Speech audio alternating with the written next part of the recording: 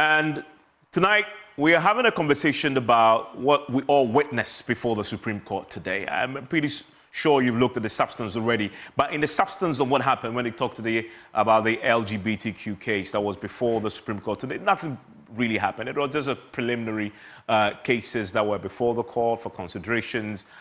Just the court wanted to make sure that they have everything cleared before the issues are actually dealt with. And so we won't talk about the substance too much. But history was made today, which for us is important. And there's already a conversation around what you do on the back of what has happened today. Today was the first time we've seen the cameras in the court in a case other than election petition. So it was unprecedented in a sense.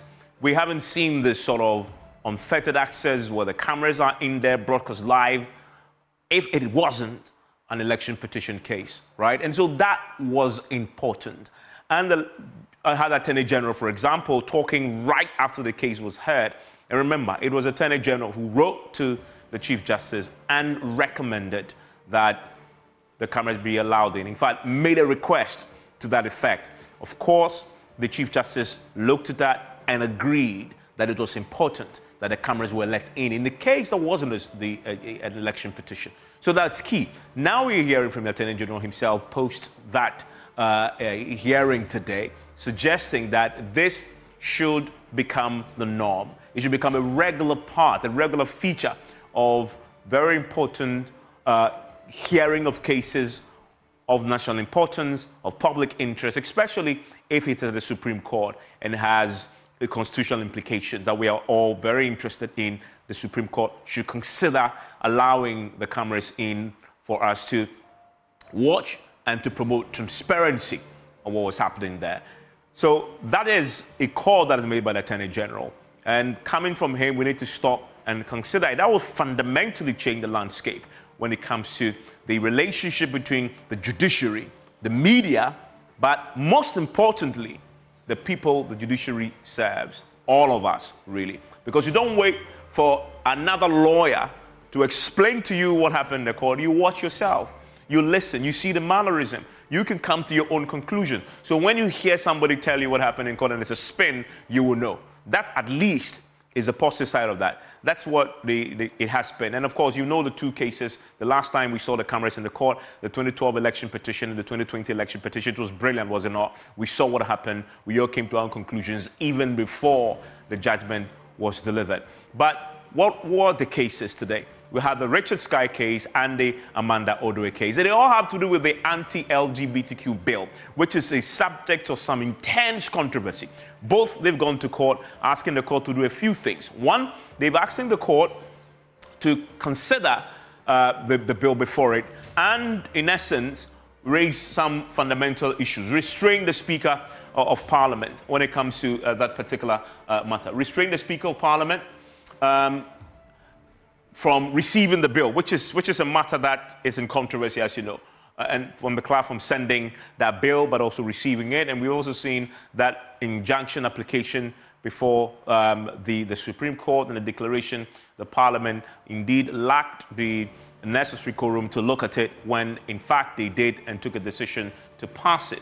Now, the plaintiffs now, on the back of today's hearing before the Supreme Court, has up until the 14th of May to file a fresh motion, and we've also seen that the case has now been adjourned indefinitely. There are some concerns about that because of how expeditiously some think it should be heard. Let's talk about this. Let's talk about this main subject of cameras in our courts beyond the LGBTQ case. My guests will join me for a conversation.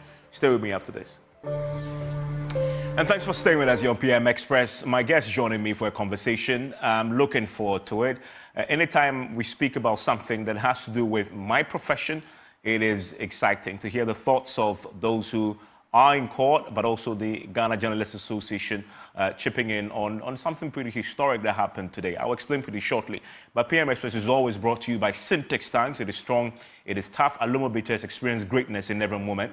A Ghana AIDS Commission, Pepsodent, every smile matters. And you really want to call Syntex tanks because they have tanks that make sure that you store water in a way that lasts, but also durable tanks indeed. You can have as many layers as you want because they are bespoke, and they also come in different colors, and you can choose what you want. They have a 7 years warranty. Nobody else has that. Call them across the country, 0244 335 168. Shop online at syntexgh.com. Are you strong? Are you tough? And obviously, if you're sleeping tonight, you must brush your teeth. I'm pretty sure you know that already. And you want to use Pepsodent because they have the pro-fluoride and microcalcium ingredients sealing tiny invisible holes in your teeth. This prevents cavities, keeps your teeth strong and mouth healthy. Pepsodent Cavity comes in 175G all the way down to 12G sachets, so you can always get what you can afford anytime. Pepsodent, every smile matters. My guest joining me tonight for a conversation, Suleiman Abrahima is Executive Director of the Media Foundation for West Africa. Linda Sante J is the Vice President of the Ghana Journalists Association. Professor Kojo P.J. Itia is a lecturer at the University of Ghana School of Law and also joins us tonight. Roxing Nelson Dafiamekbo is MP and co-sponsor of the anti-LGBTQ bill, an MP for Sadai, also joins us for a conversation. Thank you, gentlemen, for your time. And I want to start with you, Roxing, obviously, because for all of us watching on today, we don't have a skin in the game. You do. This is your bill. You are a private member who sponsored it. And so when you saw what happened today, I know you weren't in court. I wonder what was your immediate reaction when you first realized that it was open for public, coverage, media coverage, allowing cameras in there. And also, the happenings in the court today was exciting. For us mere mortals who aren't lawyers, it was great to see the Chief Justice and Tadio Sore, your good friend, sparring, and not a substance so much as to the form of what we saw today. I don't know what your own reactions were. First of all, thank you for the opportunity to join you. And good evening to my professor, Professor Apiaje Chia, and then our other co-panelists and our viewers. First of all, I'm happy that the court permitted live coverage because it reduces the pollution of the reportage from the court by persons who are not well versed in the matters of procedural law before the court. So to that extent, it was good. Second, my worry is that this matter is being heard under an express application by the Speaker of Parliament through his lawyers for an expeditious hearing. And like I said earlier on today, I am comparing the time that it took the court to fix this matter for hearing today, between today and when the letter actually came, and that's about 6 weeks. But if you compare that to the way they treated the request by the Attorney General to have my matter, which also has an impact on Parliament and its work, it took, I believe, within 3 days, for the matter to be, for the court to be empaneled and the matter heard. So, but let the record reflect that these are all the motions. It's not in respect of the substantive matter before the court. Yeah. The court is only spending this time to deal with the interim and interlocutory applications before them. Now, being a matter that is heard on an application for expeditious hearing, the practice of the court is that the matters are not adjourned sine die. The matters are ordinarily adjourned to a definitive date, within which the parties, if they have any processes to file, are given time to then file them. So, for instance, if this matter were adjourned to, say, 30th May, then the court could direct that plaintiff, if you have any process to file, you file it 4 days after today's adjournment. Then the court will then direct the defendants that when the plaintiff files these processes and you are served upon service, you have 4 days within that time to also file your process. So plus or minus within 8 days after today's adjournment, all parties in the matter that have anything to file, any additional process to file, would have done so. So when this matter is called again on 30th of May, if this were the case, then the court would have been properly constituted and ready to deal with the merits of the application. Yeah, but Barok Singh, it was the lawyers in fact, it was the speaker who caused this application to be filed on his behalf, the first expeditious hearing. Their lawyer was in court today, was on his feet raising objections, but never once raised this issue. And never once did the court even bring it up, that there was even a process before them asking for expeditious hearing.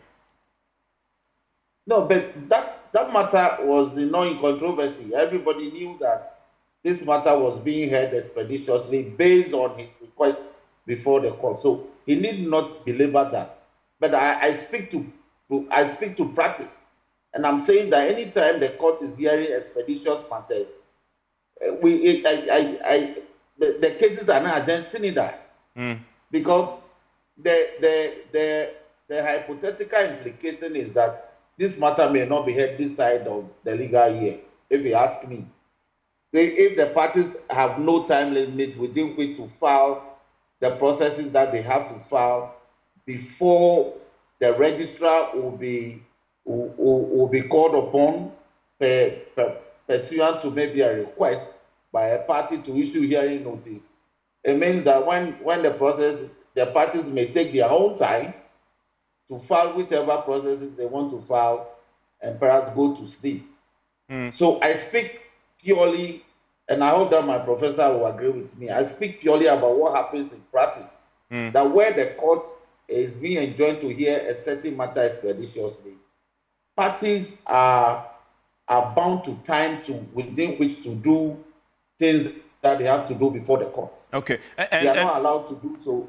And substantively, we want to be discussing quickly, and I noticed that the part you made at the beginning about the fact that you really like the fact that this was open and the press and the cameras were there. But on that point you just made, I want to bring in Apediocha, just if I know that he wants to, if he may, give us his thoughts on this general principle that Rock Singh is making. Apediocha, Prof, tell me, is this something you agree with in terms of the way such matters are dealt with?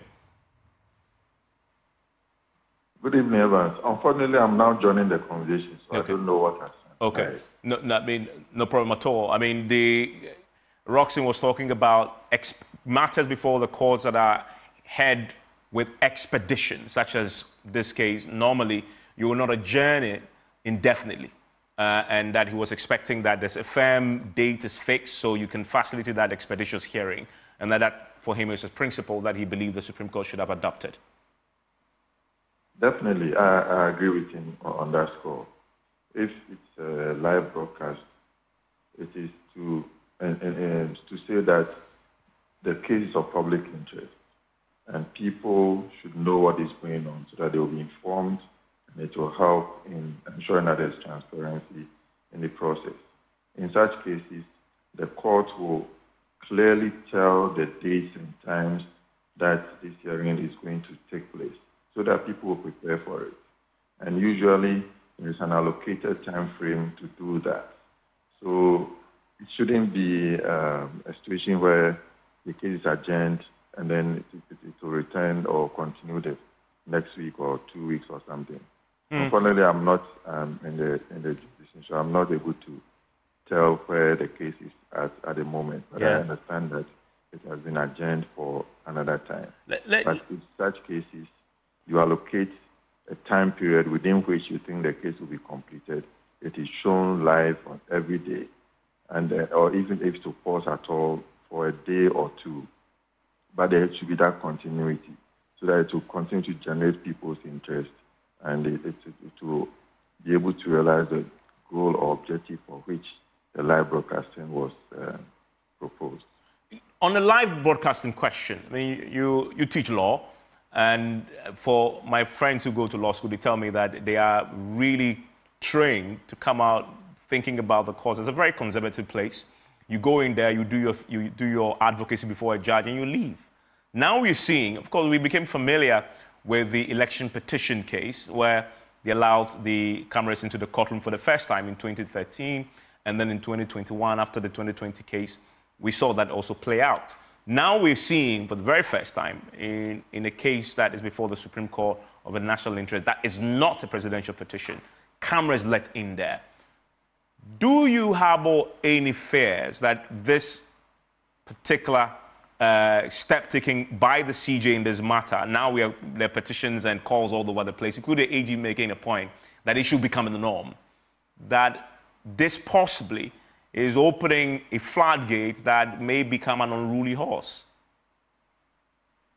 I don't think so. I think that there are situations where this means of opening the court up to the general public to engage in the process is important, but it should be selective.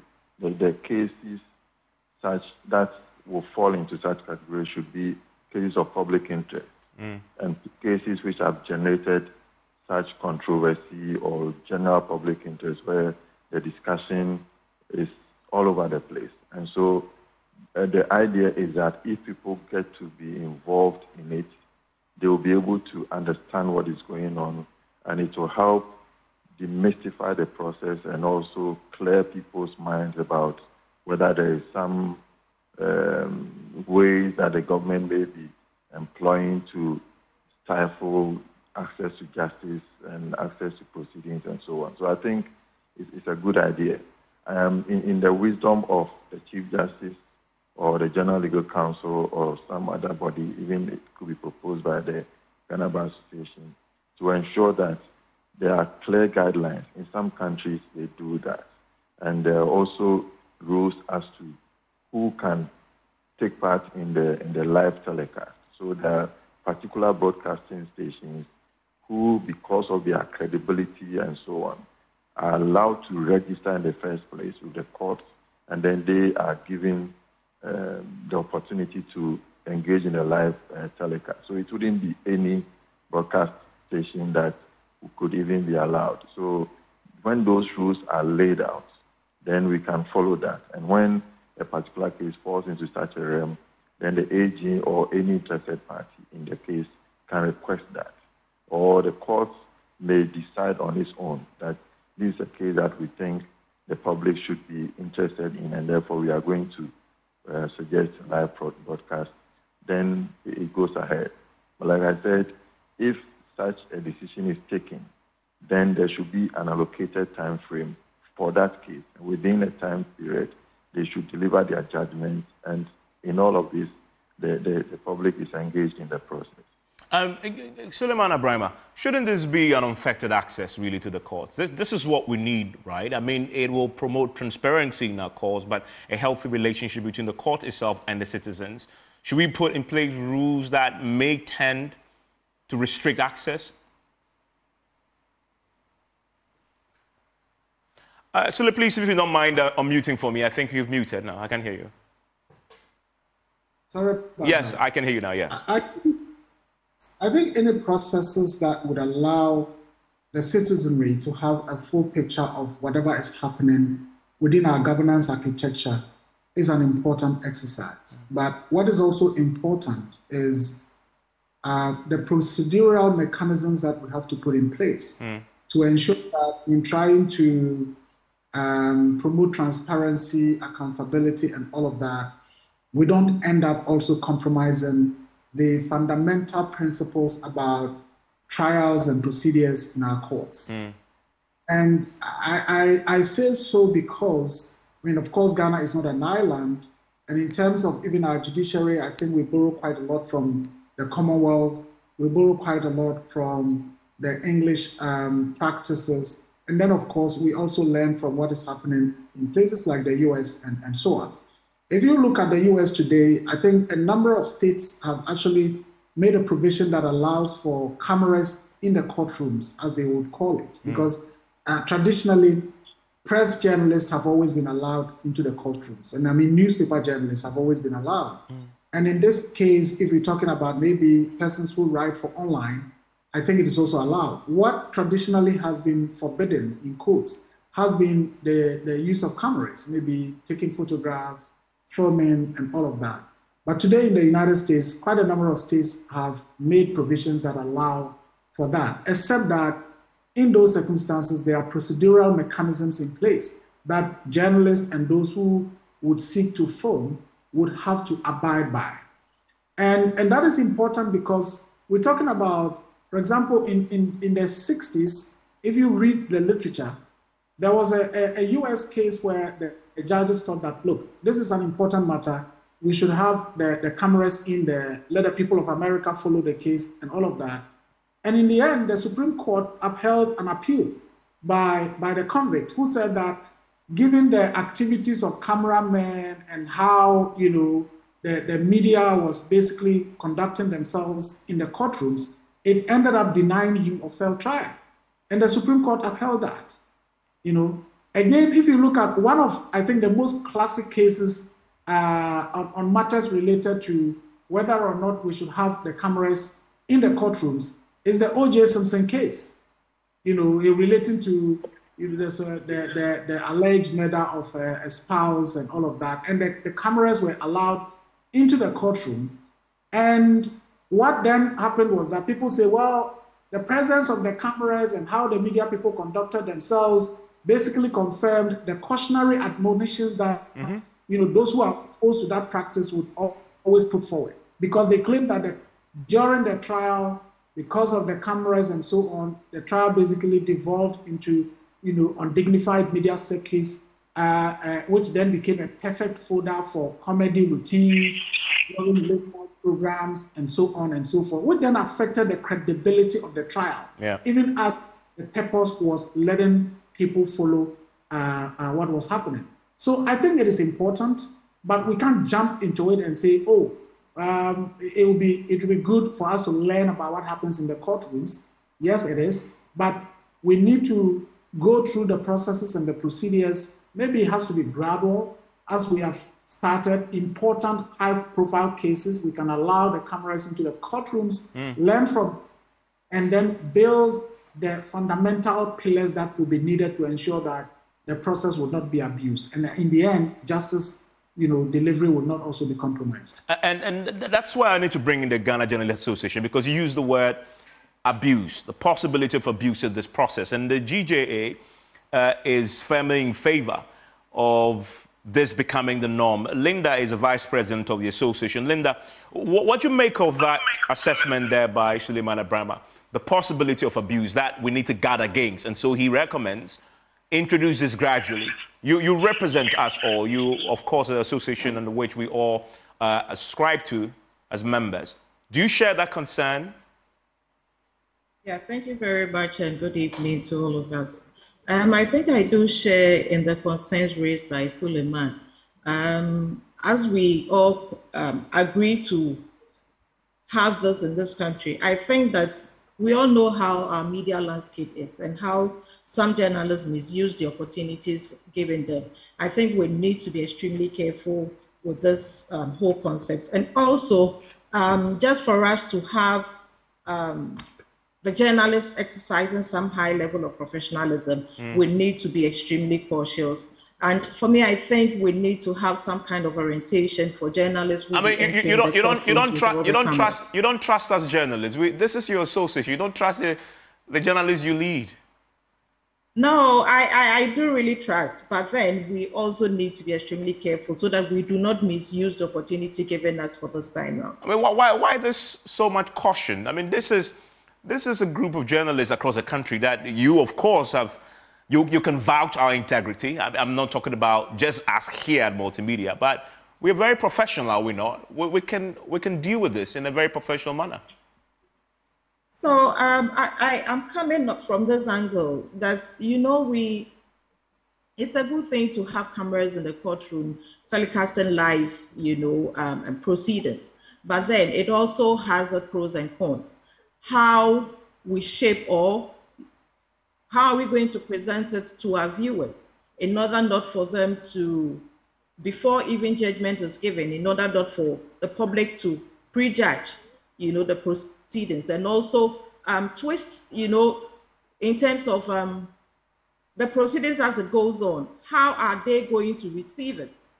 Some journalists, as we have our cameras in there telecasting live, we bear in mind these are human beings and they all have their political affiliations, no matter what. That one we cannot dispute that. But some people may twist, the proceedings with their cameras. And for me, that is where I'm coming from, saying that we need to tread cautiously with this. It's a good thing, it's a good idea. We all commend it, but then we need to tread cautiously with it.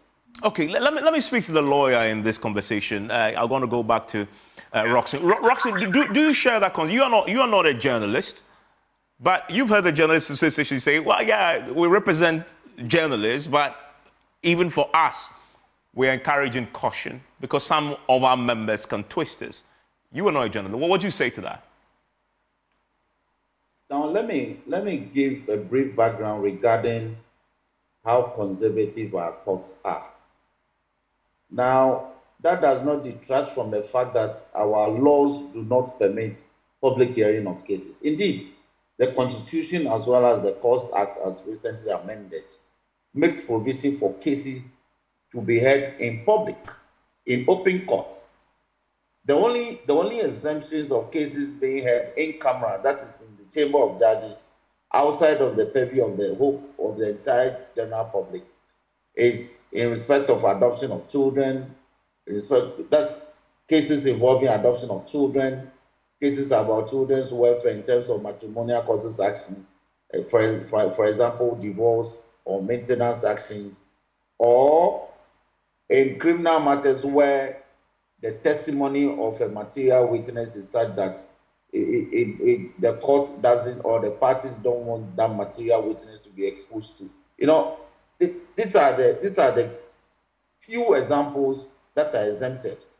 The enlarged interpretation we can give to public hearing in an open court will include allowing media coverage. The other extension given to media coverage is now to include the presence of camera or cameras, like my brother said. But this is not the first time. We may say that the election petition hearing may be the first time, but we are allowed the judges are allowed to conduct the cases in open courts. In fact, if we get to some of the cases in some of the courthouses outside of Accra, some of the courts look like a pavilion, so you can be far off and hear court proceedings ongoing. So these are things that are already part of our everyday activities. But the special added flavor is that you can sit in the comfort of your home and hear the proceedings zooming across your TV screens. And let me add that I began practice after my pupillage properly in 2010, 14 years ago. There were programs by the judiciary to actually render a lot of our court proceedings online. That is e-justice. These are all part of the e-justice program. If you go to the U.S. Supreme Court, they have proceedings that are being online, and sometimes within an hour of a ruling of the court, you have a summarized version of the ruling and the enlarged version. The same applies to the UK House of Lords, which is now the Supreme Court. But that's not the same as putting the cameras there for live coverage. No, it is all part of the principle that you must make the hearing of the court accessible to the people by all available media, including Facebook, Twitter accounts, websites. So it's a package. It's a package that we all happy that it is being enhanced. But you don't see the risk there that both the GJA and Suleimana is alerting us to. In this era where we have AI, we have artificial intelligence and deep fakes, and people can appropriate what you're saying if you put it on YouTube. And now, of course, we broadcast it today. It was streaming live on all our social media platforms.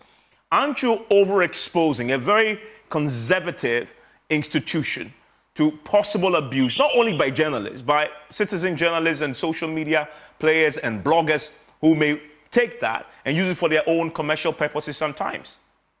I have just told you that the countries where we have borrowed this from, the UK, Canada, the US, South Africa, India, even our own brothers in Kenya, they have the Supreme Court proceedings beamed online. They have websites that capture this almost instantaneously. They have Twitter accounts where well-trained PhD holding law graduates are almost simultaneously transcribing court rulings and posting the salient points. This is how we should communicate information from the courts. Very timeously, very accurately, but in a summarized form. And I'm saying that there are other media platforms that we can deploy in addition to the camera being in the courtroom. But you haven't addressed the risk factors there. The risk factors that we just been addressed it. I'm saying that the countries where we are copying this from, they have introduced it. They have brought AI to us. I mean, what is the risk in there? I don't see it at all. I don't see it at all. Because there are always inherent structures to check some of these excesses that we fear may accompany the truly open and public nature hearing of the cases, including allowing camera live broadcast of whatever desirable fall from a lawyer's or a judge's mouth is carried instantaneously out. I don't think there's any risk there at all. Okay, and I don't think there's any risk there at all. Suleiman Abraham, that's the lawyers talking there. Please unmute for me. No, I think it is important to contextualize some of the issues that my brother, Honorable Dafiome Paul, has raised. Yes, our court system allows for open courts. And in fact, when I was in secondary school, I used to, you know, any opportunity I get, go to the courtroom, sit down, listen to the lawyers argue, listen to the judge and all of that. And when I became a newspaper journalist, I did cover a number of court sittings. So you go and then you listen and you write whatever it is that you want to write. And then the next day, your newspaper publishes that. So that has been the practice. And therefore, in terms of our courtrooms or our court system allowing for public participation, that is the practice. I don't think that in the courtrooms today, you go and walk in and anybody will say, what do you want here? Go out. But we are talking about a situation where people, for example, have raised the point that there are witnesses who cannot stand in front of a camera and behave in a way that they would ordinarily behave without cameras. And we know that. There are people that you want to interview, and they are quite jittery in normal interviews, not even cross-examination or anything. You know, this is just about normal interview. A politician or a CEO, you want to interview them, they are quite jittery. And that is why people even conduct, you know, media training sessions for CEOs and others on how to get familiarized with cameras so that your behavior wouldn't be awkward when you are being interviewed. So we are talking about having the cameras in the newsrooms. There are lawyers whose attitudes and everything may change because whatever they are saying, they know that, look, my mother sitting in the village or somebody sitting somewhere is going to see whatever I am doing. So there are cautionary issues there where, as I said, even in the US, a case has been reversed because somebody was able to appeal and say that because of the cameras, you know, behavior of my witnesses changed, and I don't think that it gave me fair trial, and the Supreme Court upheld that. You know, so if you take the UK context where he's talking about, you go to the UK Supreme Court website, and mind you, the Supreme Court in the UK is a new development because it just started in 2009. It was previously called something else. Now on the website, House of Lords. On the website, if you go there, there's a link that says Supreme Court Live, where you can click and listen to whatever is happening. If you go to the website, there are archived materials, which is about decided cases, and you can go on there and there are links that you can click and then listen or watch whatever transpired on a particular day on a particular case. Remember that these are, you know, productions that are done by the court themselves. You know, so it's not like Untumi TV or XYZ TV or whatever TV is in there, and then they decide to, you know, cut whatever portion they want because this politician is arguing or this lawyer is arguing in favor of my my owner's party, and I want that to be highlighted. Another, media house is cutting the other lawyer's arguments to prove that this lawyer is the one who actually won the day. The judge is acting in a certain way, and somebody says, look at the way the judge has squeezed his or her face. It shows that he's not even interested in the arguments that are being put forward. And we've seen that before, where the Chief Justice is in the public and people have taken a photograph of her and say, oh, look at her demeanor. It means that she was not comfortable when this person was speaking, and so on and so forth. So I'm saying that it is important that we bring whatever happens in the courtrooms to the public domain, but it is early days yet, and we need to tread with caution so that we don't end up getting our judiciary into the murky situation that we find ourselves in many of the other areas in terms of the polarized environment, everything being turned partisan, and then in the end, really compromising our judicial mechanisms. Remember, there are already people are raising credibility issues about our judiciary, trust issues about our judiciary, and I think the least we should do is to further do anything that will be a rush in the name of transparency, accountability, and end up, as they say, throwing away the baby with the bathwater. I mean, Professor Pejetua, what are your thoughts on this? Unfettered access, or one that also comes with some strict, tight controls?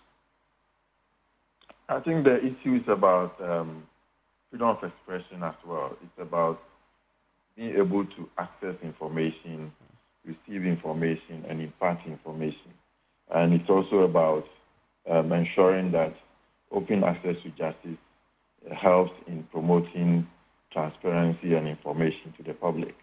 So it is important that we allow some proceedings to be telecast live, but I wouldn't go for unfettered access.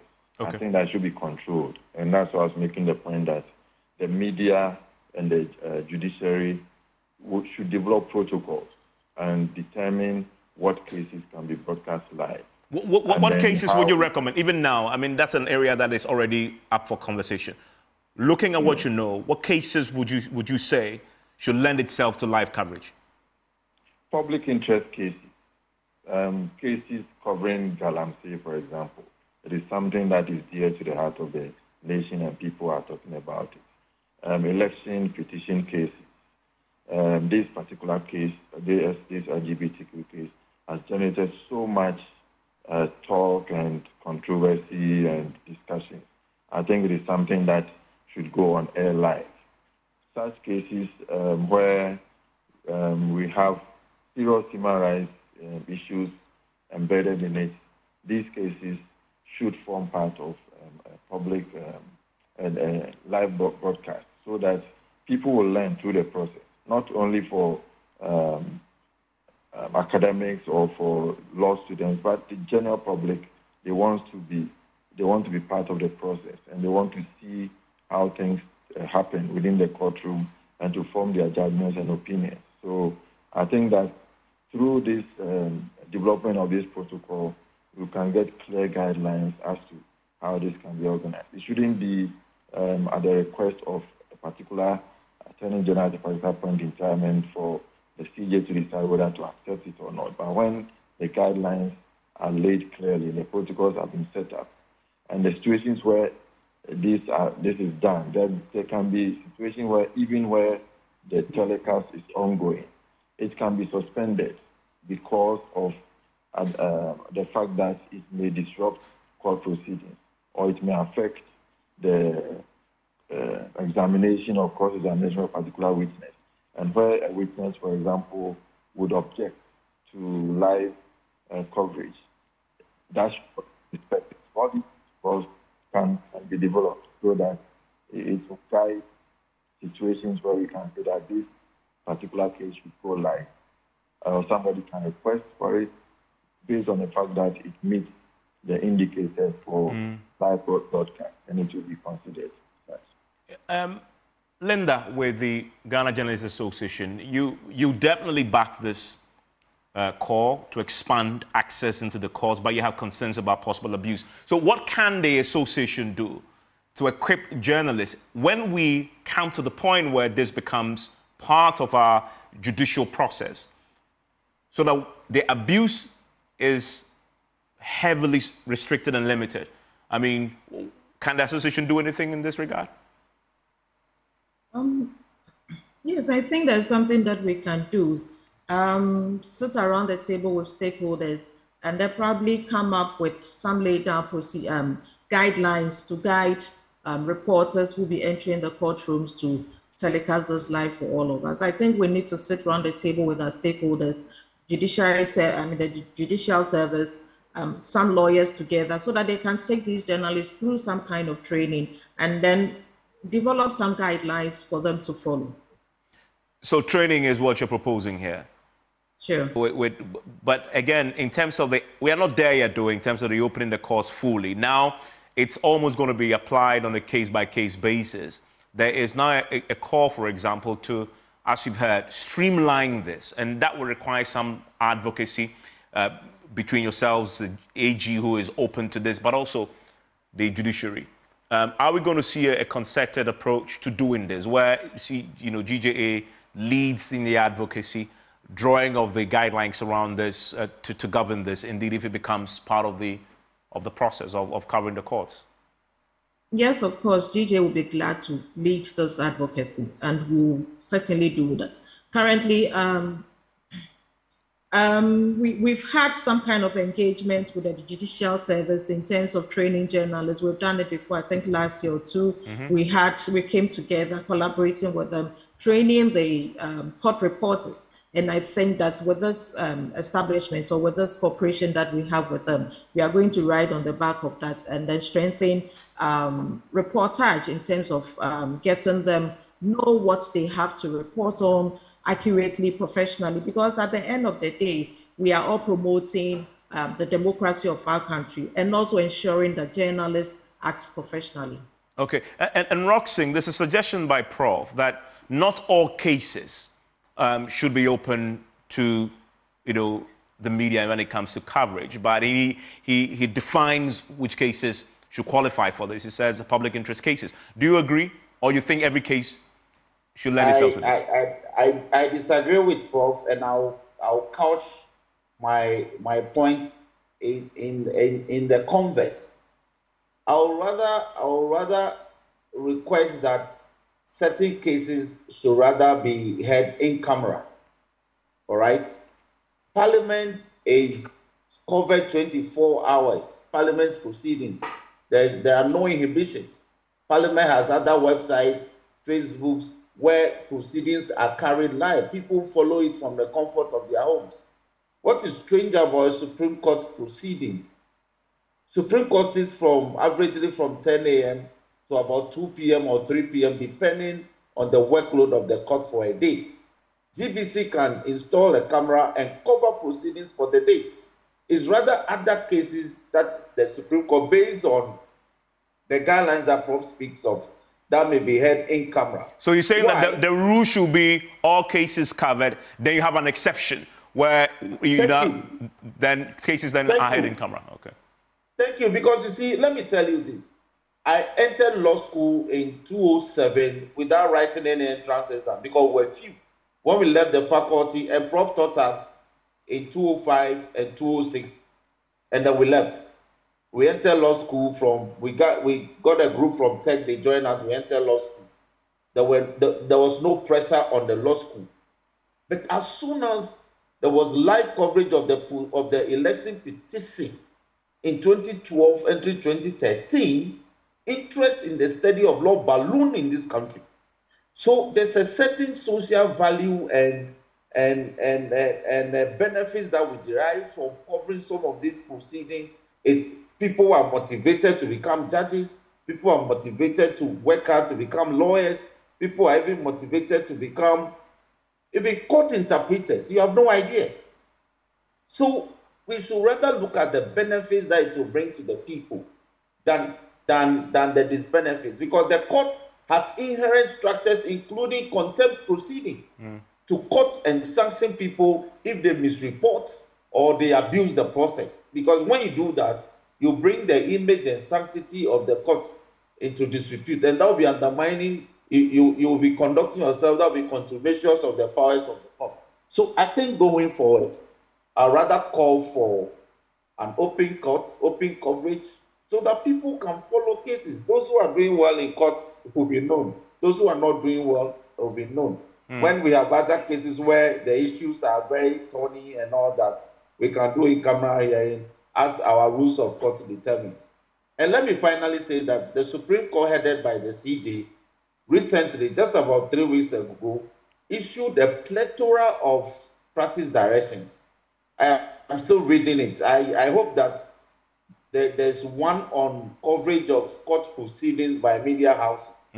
If that is not the case, then I will urge her to as a matter of urgency, develop one as part of those the number of the directions that she just launched, so all this can be part of our procedural laws in terms of practice before the courts. Okay. And it will also help to enhance our jurisprudence in terms of these matters and develop the access to justice and administrator of justice in this country. And Sule, very briefly, on this same subject, should all cases be open to us, media, or would you again go for limiting which case on a case-by-case basis?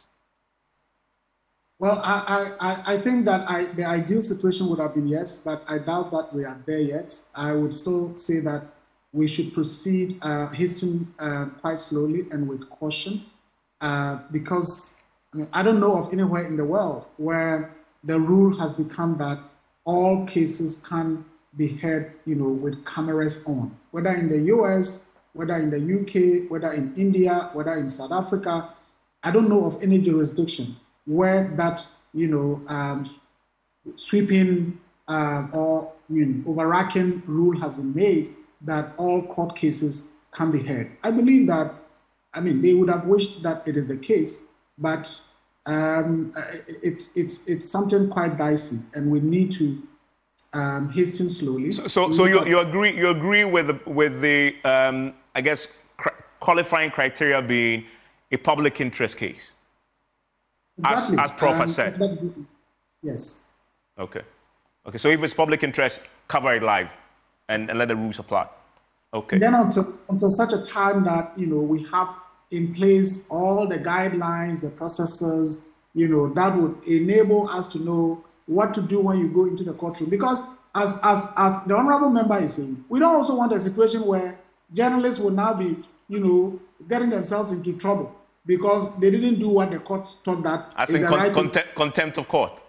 Exactly. We don't want to also rush and then in the end get a lot of journalists behind bars because they've reported in ways that are contemptuous. So we should get the processes in place. If we have to train the journalists, let's train them, come into an agreement with the law courts on what is allowed, what is not allowed, so that we don't get ourselves into trouble. We don't also then undermine the processes of justice delivery in our country. Okay, great. And this is a conversation that we'll continue to have. It's about democracy. GJ has indicated that they are willing to take up the training of journalists as they engage together with the AG's department, with the judiciary, to make this an integral part of the judicial process.